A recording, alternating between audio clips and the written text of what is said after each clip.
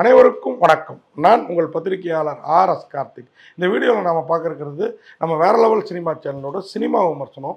இப்போ நம்ம பார்க்க இருக்கிறது இந்த வாரம் திரைக்கு வந்திருக்கிற Chennai city gangsters. Chennai city gangsters, ஆமாம், அதுதான் அந்த படத்தை தான் பார்க்க போகிறோம். இதில் வைபவ் ரொம்ப எதிர்பார்த்துட்டு இருந்த படம். அதோட இந்த பிடிஜி யூனிவர்சல் அப்படின்ட்டு ஒரு பெரிய நிறுவனம், அமெரிக்க தொழிலதிபர் பாபி பாலச்சந்தரோடது. அவருடைய நிறுவனம் நேரடியாக எடுத்திருக்கிற முதல் தமிழ் படம். இதுக்கு முன்னாடி டிமாண்டி காலனி 2வும் பண்ணாங்க. ஆனால் அது வந்து இன்னொரு ப்ரொடக்ஷன்லேருந்து வாங்கி வெளியிட்டாங்க. இது இவங்களே தயாரிச்சிருக்கிறாங்க. டி இமானோட மியூசிக் படத்தில் ப்ளஸ்ன்னா டி இமான் மியூசிக் மட்டும்தாங்க. அதில் கூட ஒரு நல்ல பாட்டை வந்து படம் முடிஞ்சு ரீல் ஓடுறப்போ வச்சுருக்கிறாங்க. அதாவது எல்லோரும் பேரும் ஓடல பாருங்கள் கடைசியாக.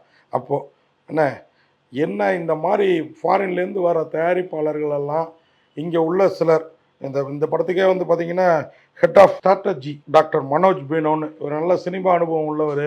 இவரெல்லாம் எப்படி இந்த கதையை ஒத்துக்கிட்டாரு? அதுவும் 7-8 வருஷத்துக்கு முன்னாடியே இந்த கதையை கேட்டு இவர் இந்த ப்ரொடியூசர்கிட்ட அனுப்பி வச்சதான் இன்றைக்கி ஆடியோ ரிலீஸ் ப்ரெஸ் மீட் மேடையிலலாம் சொன்னாங்க. இந்த கதைக்கு ஏன்பா இவ்வளோ நாள் வெயிட் பண்ணி வச்சு அவரை வந்து இந்த புது ப்ரொடியூசர்கிட்ட அனுப்புனீங்க? நீங்கள் தேர்ந்தெடுக்கிற கதையில் தானே நாளைக்கு இந்த மாதிரி ப்ரொடியூசர்கள் தொடர்ந்து தமிழ் சினிமா எடுப்பாங்க. தமிழ் சினிமாவும் நல்லாயிருக்கும், ரசிகர்களும் இது பண்ணுவாங்க. பிரம்மாண்டங்கிற பேரில் காசை கொட்டுறீங்களே தவிர கதையை கேட்குறீங்களா அப்படின்னு தோன்ற வச்சுடுச்சு இந்த படம். ஏன் சொல்கிறேன் அப்படின்னா, நமக்கு எந்த பர்சனல் இதுவும் கிடையாது.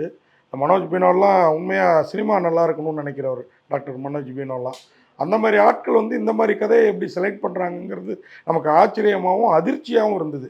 இத்தனைக்கும் இந்த கதையை பண்ணியிருக்கிறவர் யாருன்னு பார்த்தீங்கன்னா, அமரன் இயக்குனர் ராஜேஸ்வர்.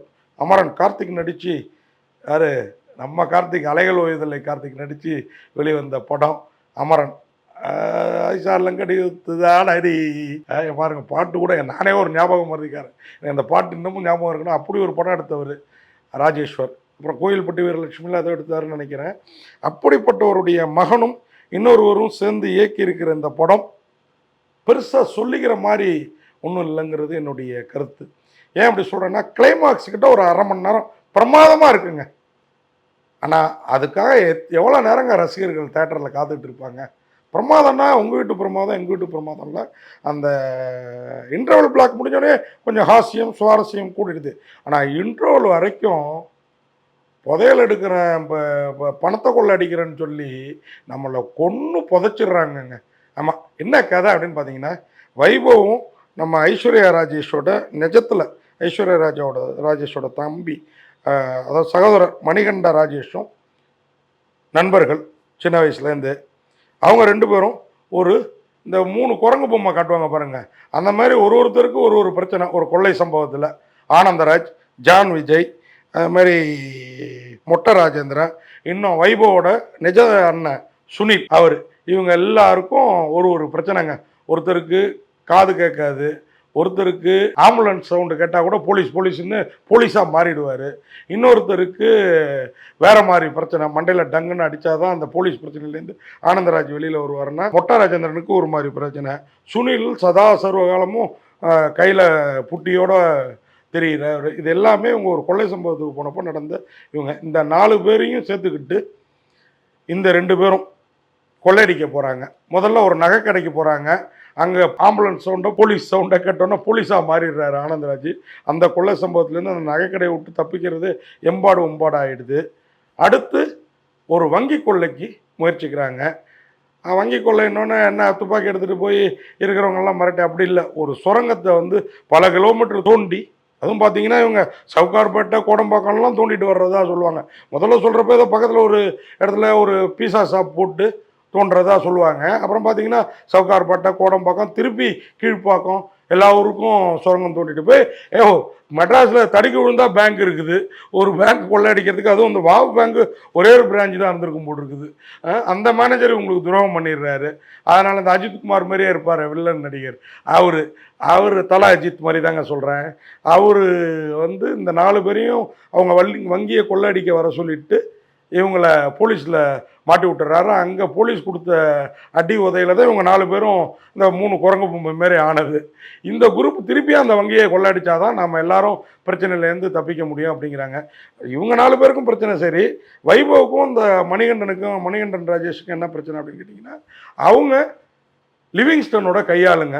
லிவிங்ஸ்டன் ஏரியா தாதா, என்ன அவருக்கு ஏதோ பேய் ஏதோ ஒரு பேர், சைக்கோ சலீம் அவருக்கு பாஸு. அவர் ஒரு பணத்தை கொடுத்து இந்த பணம்லாம் காணாமல் போன மாரி இன்சூரன்ஸ் கம்பெனியில் நான் வந்து கிளைம் பண்ணணும், என் வீட்டை வந்து உன் ஆளுங்களை விட்டு கொள்ளையடி அப்படிம்பாரு. கொள்ளையடிச்சிட்டு வர்ற பணத்தை இவனுங்க கோட்டை விட்டுருவானுங்க. கோட்டை விட்டதுனால இவங்களோட சேர்ந்து இந்த வங்கியை கொள்ளையடிக்க போவாங்க. போனவங்க வங்கியை கொள்ளையடிச்சாங்களா, சைக்கோ சலீமுக்கு லிவிங்ஸ்டன் மூலயமா திரும்பி கொடுத்தாங்களா என்னங்கிறது ஒரு பக்கம். இன்னொரு பக்கம் லிவிங்ஸ்டன் பொண்ணை சைக்கோ சலீமோட மகனுக்கு கொடுக்க லிவிங்ஸ்டன் சைக்கோ சலீமும் முடிவு பண்ணியிருப்பாங்க. சைக்கோ சலீமை பார்த்தா லிவிங்ஸ்டனே பயப்படுவார். யார்? நம்ம கராத்தே ஹுசைனி தான், சமீபமாக மறைந்த கராத்தே ஹுசைனி தான் சைக்கோ சலீம். சைக்கோ சலீம் கேரக்டருக்கு கச்சிதமாக பொருந்திருக்கிறாரு. எங்கே இந்த படம் ரிலீஸ் ஆகி அதை பார்த்து சாவறதை விட அப்படின்ட்டு ஏதோ ஒரு இதில் போயிட்டாரான்னு கூட எனக்கு தோணுச்சு. அந்த அளவுக்கு கொடுமையாக இருக்குங்க. நான் சொல்கிறப்ப இந்த கதையில் எவ்வளோ இன்ட்ரெஸ்டிங்காக இருக்குது. இந்த கதையை இவ்வளோ இன்ட்ரெஸ்டிங்காக எடுத்துருந்தால் பரவாயில்ல. அந்த பொண்ணு வைபவை விழுந்து லவ் பண்ணோம். அதுதான் அதுல்யா ரவி. இது இல்லாமல் சைக்கோ சலீம் பொண்ணை கடத்துறதுக்கு முயற்சி பண்ணுவாங்க. அந்த பொண்ணே இவங்க கொள்ளைக்கு அப்பனுக்கு எதிராக சில விஷயங்களை கொடுத்துட்டு அது காதலோட தப்பிச்சு போக பார்க்கும். இது எல்லாம் எப்படி நடந்தது, ஏன் நடந்தது அப்படிங்கிறதெல்லாம் உள்ளே போகாமல் கிளைமாக்ஸுக்கு நீங்கள் படத்துக்கு போனால் போதுங்க. இன்ட்ரோலுக்கு அப்புறம் ஒரு மணி நேரம் நீங்கள் படம் பார்த்தா போதும். இந்த படம் படமாக தெரியும். எங்களை மாதிரி முதல் காட்சியிலேருந்தே பார்த்தீங்கன்னு வச்சுக்கிங்க, என்ன இன்ட்ரோல் பிளாக்லேயே எஸ்கேப் ஆகிடுவீங்க. அதையும் நான் சொல்கிறேன். ஆனால் கிளைமாக்ஸ் கிட்ட இன்ட்ரோலுக்கு அப்புறம் படம் நாம் கொடுத்த காசுக்கு ஒர்த்தாக இருக்குது. ஆனாலும் டாக்டர் மனோஜ் பினோ மாதிரி இந்த நிறுவனத்துக்கு, அதாவது பாபி பாலச்சந்திரன்ஸோட பிடிஜி யூனிவர்சலுக்கு ஹெட் ஆஃப் ஸ்ட்ராட்டஜியாக இருக்கிறவர், ஒரு நல்ல சர்தார்ஜியோ சாட்டர்ஜியோ இருக்கணும் அப்படின்னு நம்ம விரும்புகிறோம். ஏன்னா உங்களை மாதிரி ஆட்களால் தான் ஃபாரின் ப்ரொடியூசர்கள் தமிழ் சினிமா எடுக்க வராங்க. அப்போ நீங்கள் எந்த லெவலில் கதைகளை கேட்கணும், எந்த லெவலில் படங்களை பண்ணணும் யோசிச்சுக்கோங்க சார். என்ன இந்த படத்தில் நிறைய நட்சத்திர பட்டாலும் அதுல்யா ரவி இதில் அழகாக இருக்காங்க. இது சமீபமாக மூக்கு ஆப்ரேஷன் பண்ணிட்டாங்க அப்படி இப்படின்லாம் கேள்வி. இன்னொரு ஸ்ரீதேவி மாதிரி இதில் ஜொலிக்கிறாங்க. வைபவ் உண்மையாக அந்த மாதிரி கதையை அப்படியே அல்வா சாப்பிட்ற மாதிரி சாப்பிடுவார். மனுஷனுக்கு இங்கே என்னான்னு தெரியல. இத்தனை பெரிய நடிகர்களை பார்த்தோன்னே, அதுவும் ஒருத்தர் வாய் பேச முடியாது, ஒருத்தர் காது கேட்காதவர் மாதிரி பார்த்தோன்னே ஏதோ நடிப்பு பெருசாக இன்ட்ரெஸ்டிங்காக பண்ண மாதிரி தெரியல. ஆனந்தராஜ் அவர் வர்றாரு போகிறாரு, ஏன் போலீஸாக மாறுறாருங்கிறது புரியாத புதிராக இருக்குது. ரெடின் கிங்ஸ்லி அவர் முகபாவங்கள்லேயே சிரிக்க வைக்க முயல்கிறாரு. ஆனால் சிரிப்பு வருதா பாருங்கள். சுனில் ரெட்டி போதையும் கையுமா வைபவுக்கு போட்டியாக நடிச்சிருக்கிறாரு. ஜான் விஜய் வழக்கம் போலவே அந்த காது கேட்காத கேரக்டரில் அசத்தி இருக்கிறாப்புல. மணிகண்ட ராஜேஷும் அக்கா அளவுக்கு இல்லை, என்ன தம்பியா அண்ணனா தெரில, சகோதரி அளவுக்கு இல்லை ராஜேஷ் அளவுக்கு. அதனால் இனி வரும் படங்களை கதையை கேட்டு நடிக்கணும்னு சொல்லிட்டு இந்த படத்தை இயக்கிய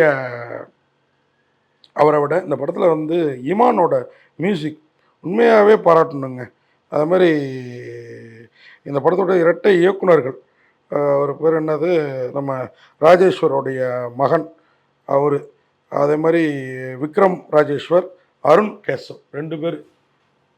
சில சமயத்தில் ரெட்டை குதிரை சவாரி வந்து இதுவாகிடும்பாங்க. அந்த மாதிரி ஒரு வண்டியை 2 பேர் இழுத்ததுனாலவோ என்னவோ இன்னும் சிறப்பாக எதிர்பார்த்தோம் சென்னை சிட்டி கேங்ஸ்டர்ஸை. ஆனால் கொஞ்சம் சொதப்பலாக தான் தெரியுது சென்னை சிட்டி கேங்ஸ்டர்ஸ். அடுத்தடுத்த படங்களையாவது ராஜேஸ்வர்கிட்ட அவங்க அப்பா அளவுக்கு வீரியமான படங்களை எதிர்பார்ப்போம். சென்னை சிட்டி கேங்ஸ்டர் சிரிப்பு மூட்டை நினச்சிருக்கிறாங்க. சிரிப்பு கேங்காவது ஜெயித்து இருக்கணும், திருட்டு கேங்லையும் ஜெயிக்கல இவங்க, சிரிப்பு கேங்லையும் ஜெயிக்கல அப்படின்னு சொல்லி விடைபெறுறேன். நன்றி, வணக்கம். இந்த வீடியோ உங்களுக்கு பிடிச்சிருந்தா லைக் பண்ணுங்கள், கமெண்ட் பண்ணுங்கள், ஷேர் பண்ணுங்கள், சப்ஸ்கிரைப் பண்ணுங்கள்.